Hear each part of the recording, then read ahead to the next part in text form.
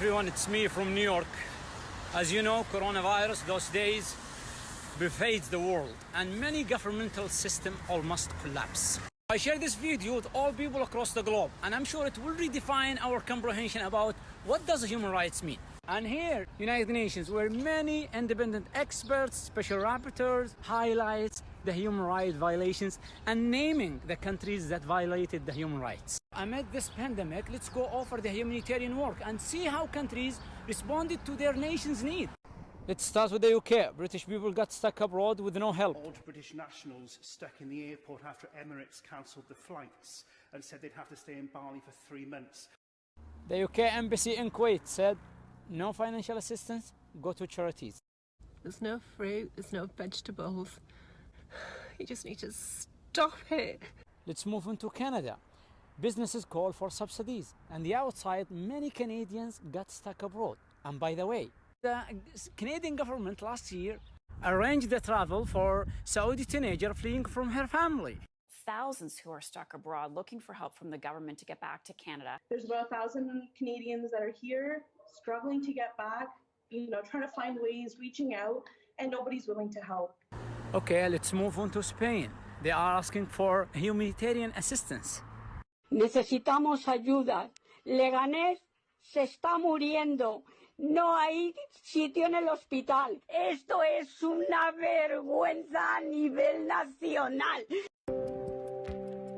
I'm from Lyon, France, in the line in front of the supermarket. And now I'm here. Wow, it's not easy to find what you're looking for. In the US, let's start with Sanders' tweet about human rights. This system, the system of capitalism where profit matters more than people, is so damn sick. And the coronavirus is showing us all its symptoms. We need where everyone is guaranteed free, high-quality healthcare. Many businesses are closed, so the working class people lost their jobs. Gloves and masks in the United States are sold out, and Tennessee tells doctors to use diapers and goggles as a protection.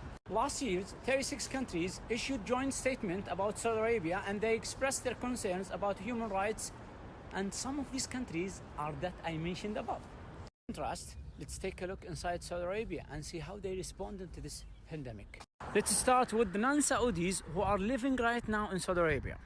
I'm actually advising Americans that are in the kingdom that I would strongly consider sheltering in place. Food supply is good, emergency services are sound. En Arabie Saoudite, hôpitaux publics, hôpitaux privés, tous accueillent, soignent les malades du coronavirus.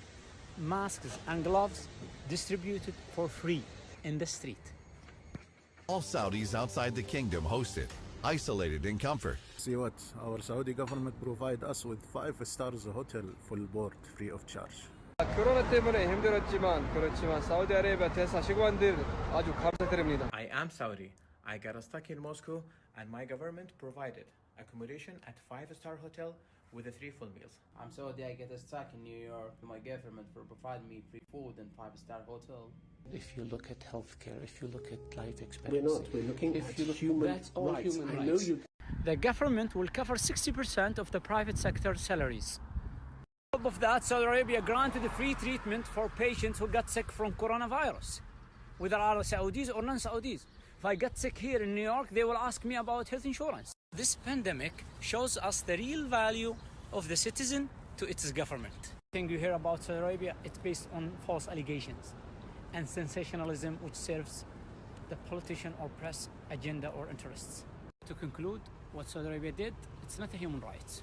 It's something more far away from our comprehensions, something called fatherhood, which is mutual respect, love and care between the government and its people. And this should be taught next year here as a role model in the United Nations. Thank you.